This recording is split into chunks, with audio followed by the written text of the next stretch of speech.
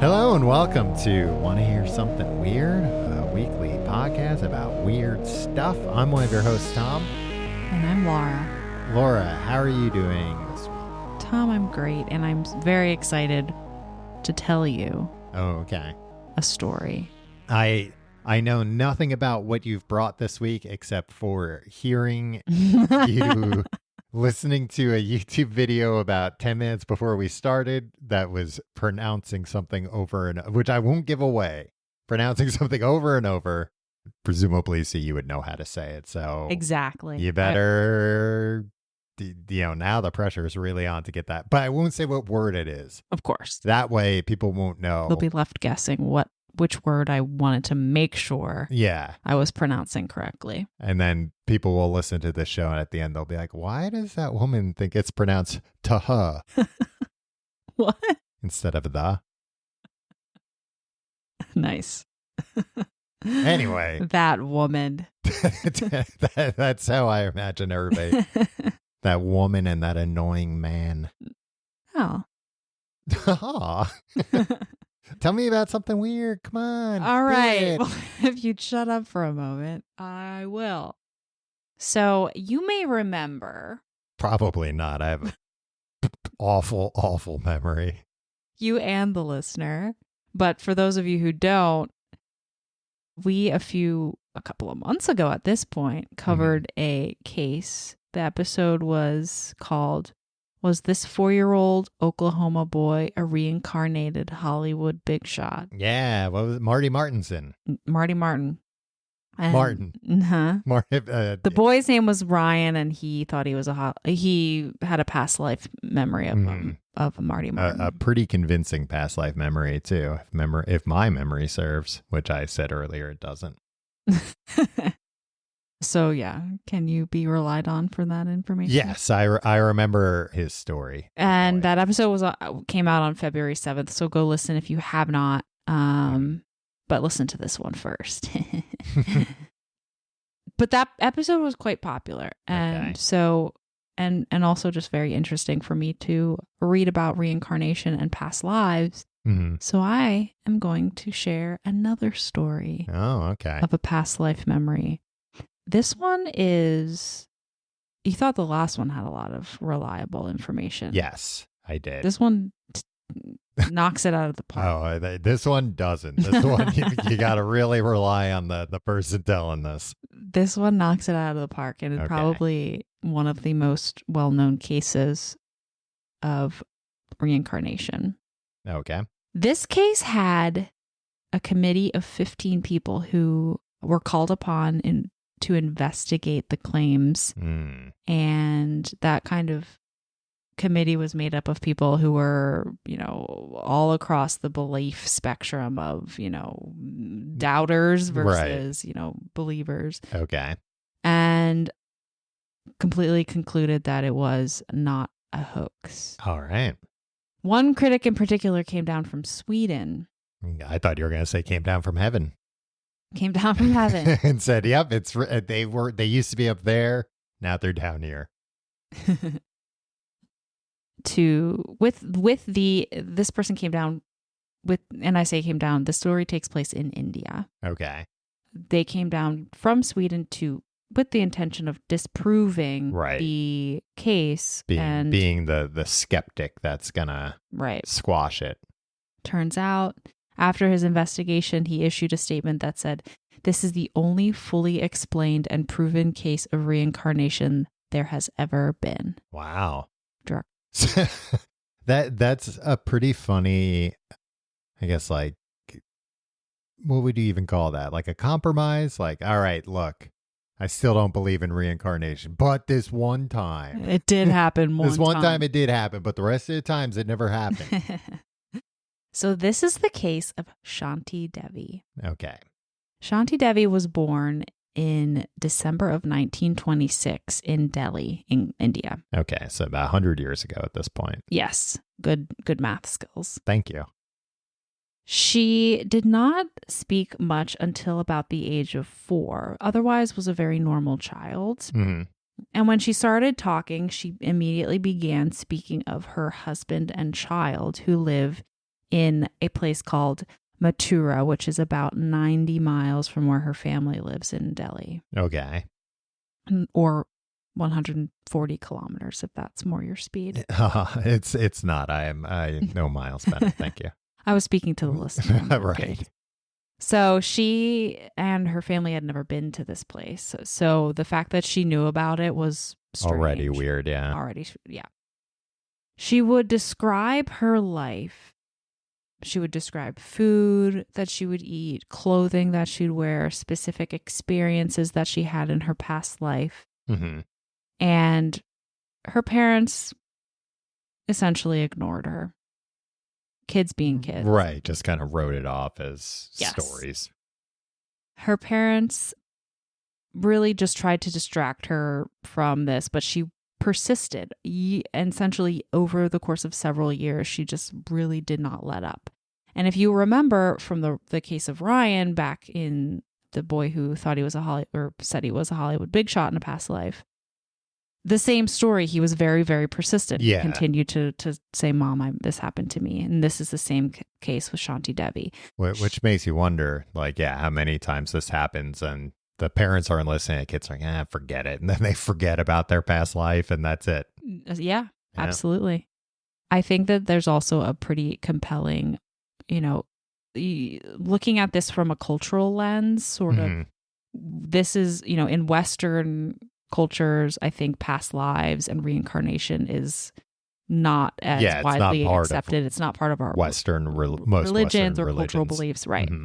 The case, and it's not the case everywhere else in the world. So there's a little bit more, I think, of people just have a better understanding of this in this story than they may have in reincarnation. Right. Well, it's like here when, you have the kids that have near-death experiences and say, I went to heaven and God was there and my grandpa and all that. And those are readily accepted by a lot of people that already have that belief. Right. It's reinforcing that belief. So it makes sense the same thing would happen there with reincarnation. Eventually, she would talk about this, her past life in school. She would talk about it in her community. And so eventually she knew the name of her husband in her past life and address of where she used to live. Wow, all right. They wrote him a letter. Mm-hmm. Imagine getting that letter. Right. Hello, I'm a 5-year-old girl and I'm your dead wife. Uh-huh. And soon a reply came and said that the statements that the girl were making were absolutely correct. There was a person who lived at the address that was her former husband. Right. And this is well before Google Maps and it being easy to find an address. Exactly. Especially somewhere like India where in 100 years ago, I'd be surprised if even phone books were widespread in a lot of the country. I don't know if they were. They probably were in America by then. But it's probably you probably had to pay for them or something. Just harder to come by, for sure. Yeah. So her husband was named Kedar Nath. Okay. Who had a relative that also lived in Delhi. Okay. And they set up a meeting between this relative and Shanti Devi. Mm-hmm. So she meets with this relative and they introduce him as sort of a vague relative of her former husband, and she immediately recognized him as the younger cousin of Kedar Nath. So you're my husband's no good cousin. there's no evidence that he was no good. But. You owe me $20. And she and he interviews her, and she gives very convincing answers to all of his questions. And after the conversation, he was convinced that. He said, quote, "This girl really was my own relation, now personating in another body." Okay. So on November 13th, 1935, so she is about 9 years old at this point. Right. Kedar Nath, her former husband, along with his third wife, so she had been his second wife. He had a wife before her who also passed. went to Shanti Devi's house with her family in Delhi. And she immediately recognizes him, and he brought his son along, who was also her son. Right. And she immediately expressed a motherly affection towards the son, even though the son was now her elder. Yeah. I was going to say, I assume. And, they, cried and had a, very moving experience. And her former husband and herself. I'm just laughing thinking about, like, I wonder if there's ever a situation like this where everybody believes this and they're like, all right, so your 9-year-old daughter is going to come live with us now. No. She's my mom. Sorry. So Shanti and her former husband, I say former husband, past life husband. I don't know what the correct terminology is there. Right. Right. In their mind, they might still be married. They have a meeting privately, and he leaves the meeting very satisfied with her answers and is moved to tears. So he's convinced that this was his wife. A few weeks later, she's taken to Mathura, which is the town that she had lived in her past life, by a committee of 15 people that were all appointed by Mahatma Gandhi. Wow. So this story by this point has gotten a lot of national attention. Okay, yeah. And international attention. And Gandhi wanted to investigate the validity of her claims. And so, compiled this committee, and they went with her to visit her old stomping grounds, essentially. And she was kept under close observation the entire visit. Right. Anything to she said or did was, nobody was like passing her Right. answers or anything like that. Exactly. Okay. And she's reported to have recognized a number of people. So when they first arrived at the station, she was presented a stranger to recognize, and she immediately recognized him as the older brother of Kedarnath, her former husband, so her old brother-in-law, I guess. Right, okay.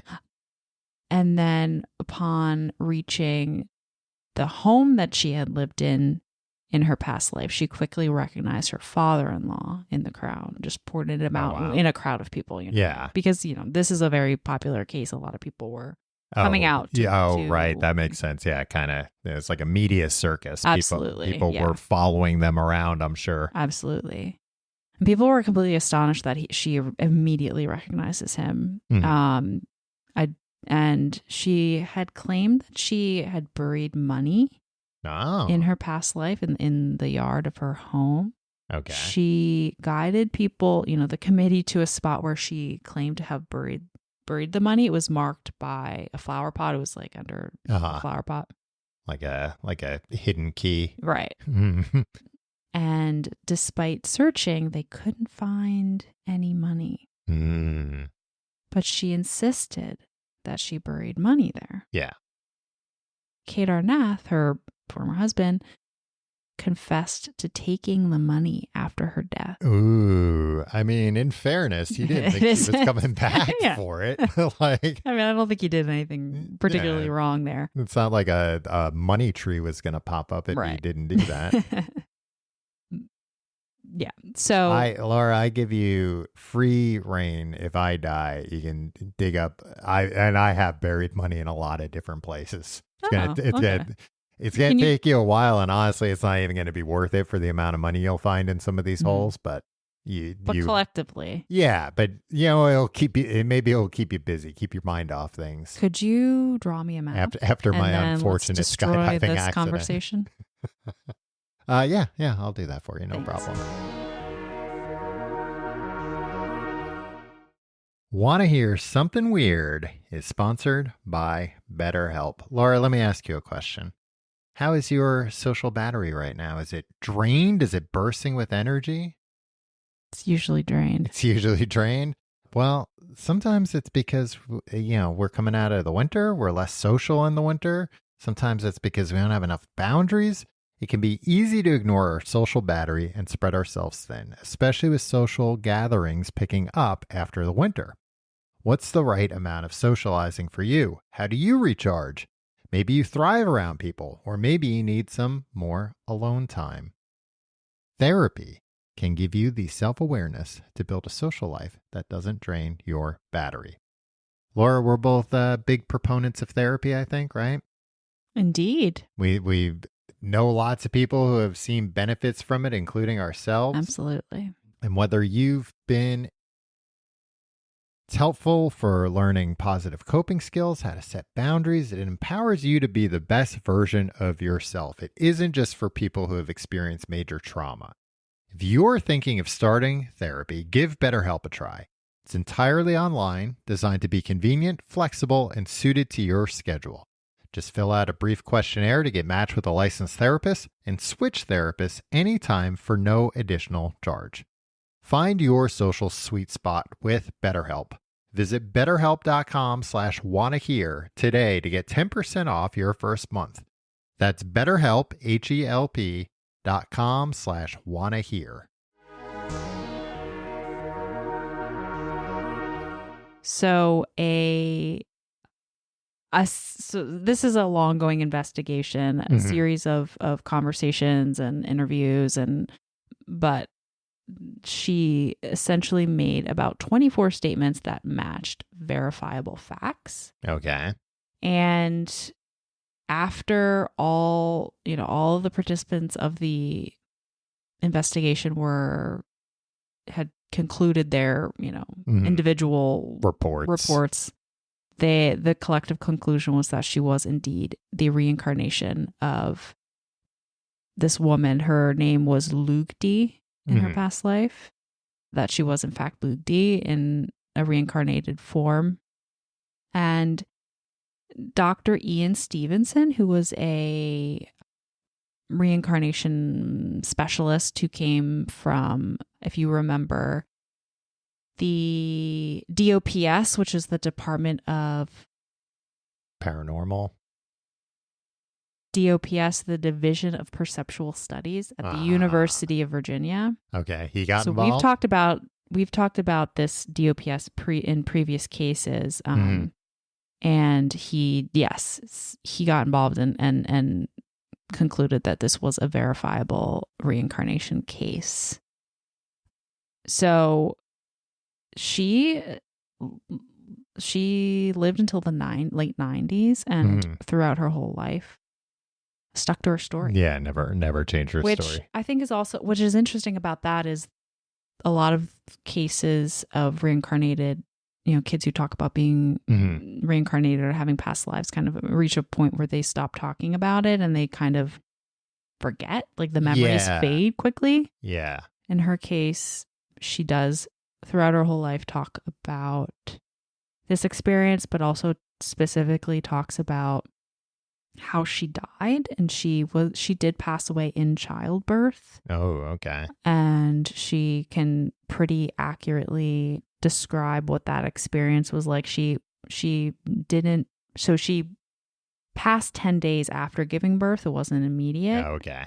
And she recalled a lot of the medical procedures when she was a child. She was able to recall the medical procedures that she underwent. There's no way a child would know these things. Right.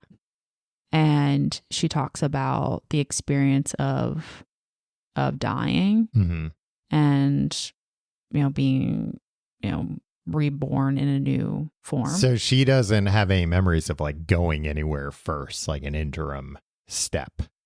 No, not like, she remembers dying, and right. she was, and so essentially, and then she remembers being reborn. It was less than 10 years after she died that she was born as Shanti Devi. That was what I was about to say. That also sounds like she had a unusually quick turnaround, right? Compared to some of the other cases you hear about. Yes. Especially, you hear about people that remember past lives from history. They don't remember their past life from a decade ago. Right. It is pretty crazy that not only was she able to remember names of people, that's pretty rare. Yeah. She remembered her own name. She remembered the name of her husband and people in the family, or at least recognized the address people. is also crazy. Right. Yeah, That's that kind of specific. Yeah, the other cases, or the other case that we talked about, at least, that it was more like he had recollections of, like kind of half remembered memories. Like can describe kind of the location, what it was like, but not specifically. Right. Right. Yeah. Didn't remember what movies he worked on. Didn't remember his name. Didn't remember other people's full names, at least. Right. Okay. Yeah. I mean, yeah, I just wonder if she was young enough when she passed, and then if that had something to do with it. Yeah. I mean, maybe do you not. know if there was any statements she made that were not true? Or did that kind of get maybe Yeah, that didn't brushed under the rug? Yeah, that didn't. I think the one that stood out was the money, but it turns out, it was buried there, that her husband had taken it. Mm-hmm. So, yeah, if there were that cases, just verified it more. I think that if there were any false statements that she made, they didn't make the cut. They weren't out there advertising the false statements too. Right. It also makes me wonder if, because this was like a government investigation, the government rubber stamped it, if that gave her any kind of like privileges.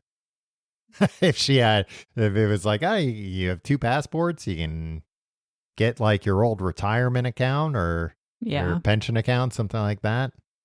I don't know. Yeah. I mean, I don't know if 100 years ago there were even really, I don't know, benefits to glean from that kind of thing. The other thing about this story that makes me, well, it doesn't make me do anything. It makes me think, I think, is her not talking in the first few years. Mm-hmm. Because I would think you're reincarnated, you'd be coming out of the womb going, hello, everybody. It's me. Guess what? I already know how to talk. Right. I'm a walking, talking newborn. Yeah. I don't know. Too terrifying, maybe? Maybe. That's just not allowed. If you come back with too many memories, there's something in you that doesn't let you talk yet. Because they know you'll just start freaking everybody out. I don't know. Yeah. I don't know. She, yeah. When you were a kid, if you had these memories and you talked to people and it turned out you had been reincarnated from an earlier life, how do you think that would make you feel? I think it would make me feel weird. Well, I'll say.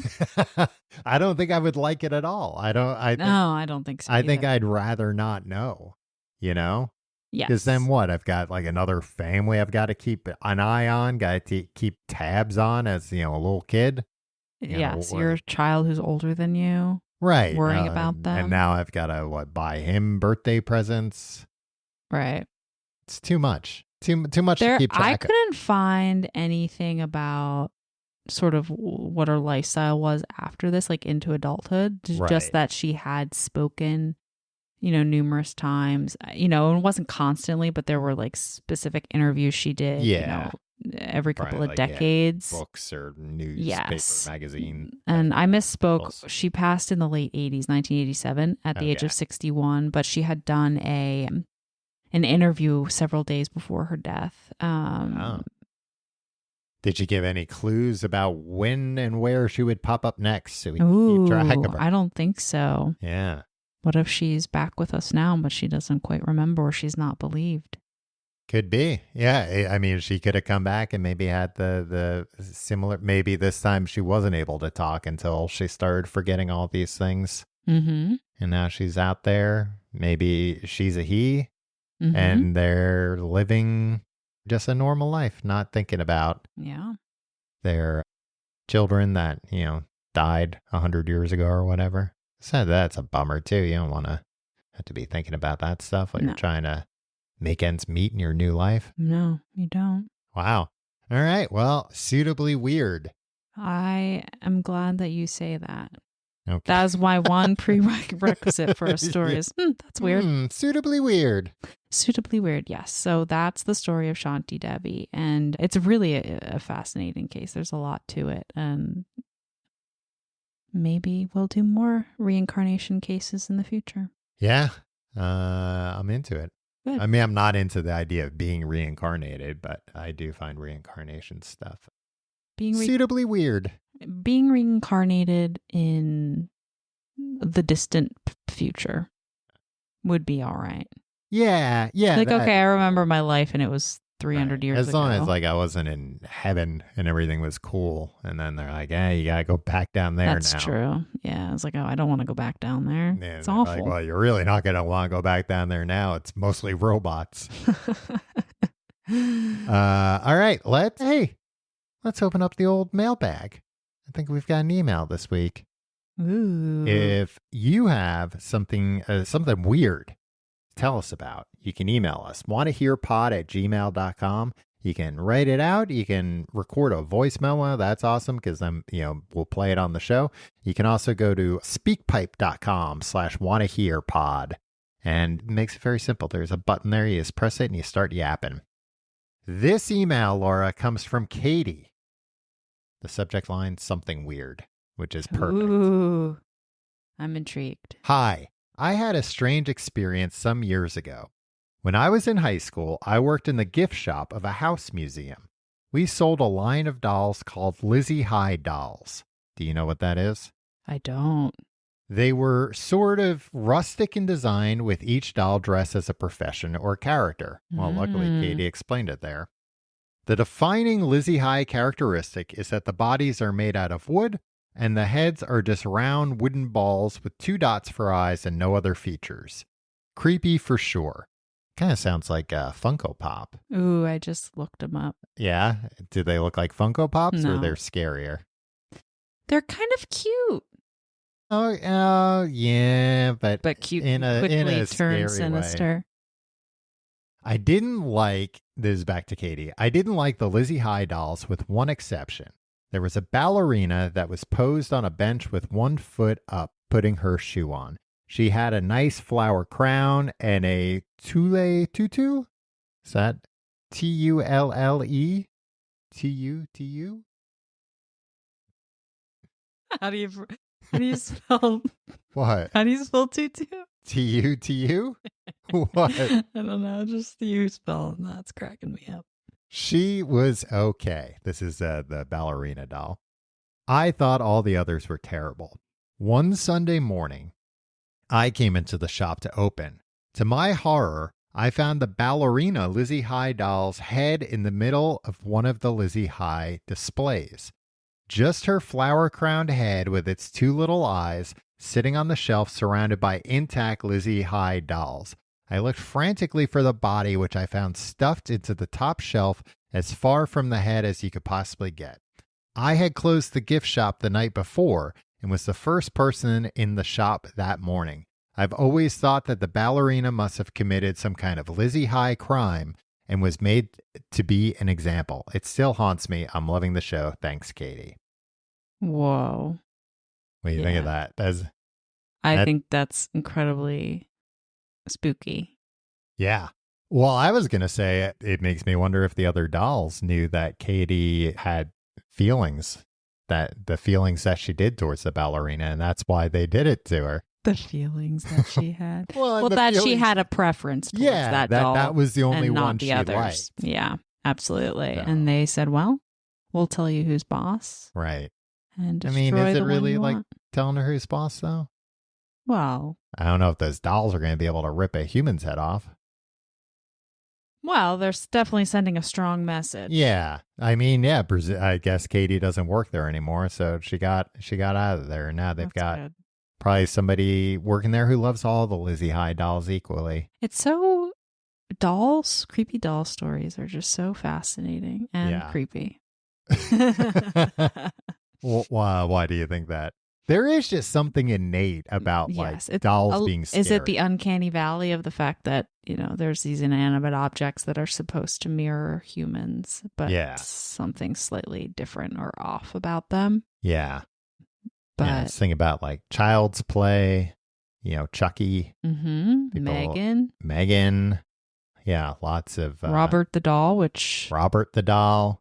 I'm sure we'll cover at some point on this show. I forget there's a Twilight Zone episode with I think it might just be called The Living Doll. Hmm. A lot of A lot of scary doll stuff. That's why I keep my doll collection here to just the 100 pieces that you see surrounding us. Yes, we're in a room filled with dolls right now.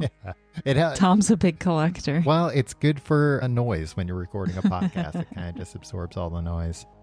Well, that's all we have for this week. If you like the show, tell your friends, tell your enemies. Tell your maybe you want to tell your enemies. Make sure they don't get any sleep at night. And tell your frenemies. And tell your friends, but tell them it's all make-believe, it's fine, so that they can sleep restfully at night. And you can leave us a review on either Apple Podcasts or Spotify. That helps hot, young new shows like us. Like I threw in hot there. Yeah, I did. And like I said, wannahearpod@gmail.com with your weird stories. We welcome them. And thank you again, Katie, for your story. All for this week. Until next time, stay weird. Want to Hear Something Weird is a Clamor audio production, distributed by the Cloud 10 Network.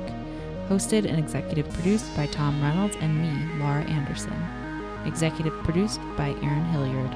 Clamor General Manager Rich Statter. Associate Producer Ethan Aronson. Post-production supervised by Devin Ruskin. Production Assistant Samara Mullick. Special thanks to Sim Sarna and Saiba Krieger at Cloud 10.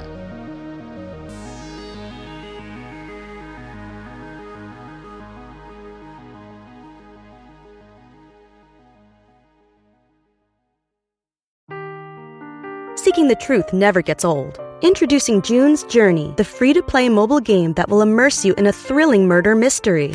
Join June Parker as she uncovers hidden objects and clues to solve her sister's death in a beautifully illustrated world set in the Roaring '20s.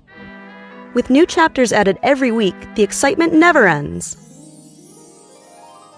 Download June's Journey now on your Android or iOS device, or play on PC through Facebook Games.